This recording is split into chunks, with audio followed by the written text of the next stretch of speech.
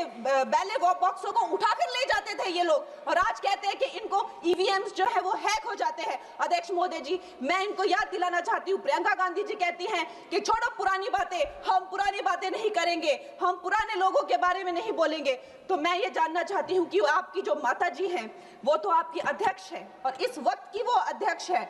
उनकी जो है आप देखिए, जब उनकी नागरिकता नहीं थी, जब उनके पास 1983 में नागरिकता आई, उसके कितने साल पहले से वो वोट देती आ रही हैं। तो ये जो इनका जो परिवार है, एंटाइटलमेंट से जो ग्रस्त ये इनका परिवार है, ये प्रियंका गांधी जी को भी याद रखना चाहिए। चाहे आपका भूतकाल हो, चाहे आपका वर्तमान हो, आप सब लोग, चाहे ईवीएम हो या चाहे कागज पे लिखा हो, जब आप लोगों के चरित्र में जो है किसी तरह की मर्यादा नहीं है, आप लोगों ने कभी भी इस देश का, यहाँ की कानून व्यवस्था का, संविधान का कभी आप लोगों ने सम्मान नहीं किया हुआ है। और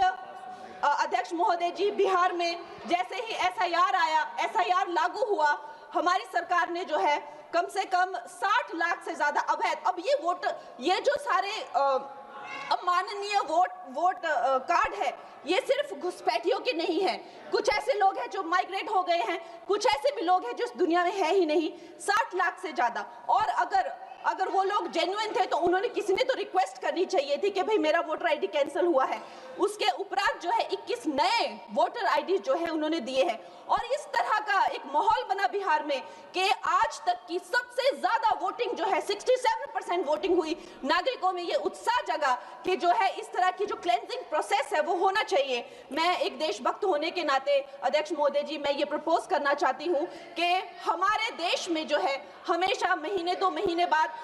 हमारे जो शीर्ष नेतृत्व हो गए, सारे अधिकारी हो गए, हमारे जितने भी रिसोर्सेज हैं, हम लोग उनको हर महीने 2 महीने में इलेक्शंस में जो है पुश कर देते हैं। इससे हमारे देश का बहुत ही भारी नुकसान होता है। और मैं ये चाहूंगी कि 1 नेशन 1 इलेक्शन, जो नरेंद्र मोदी प्रधानमंत्री जी जो कहते हैं कि एक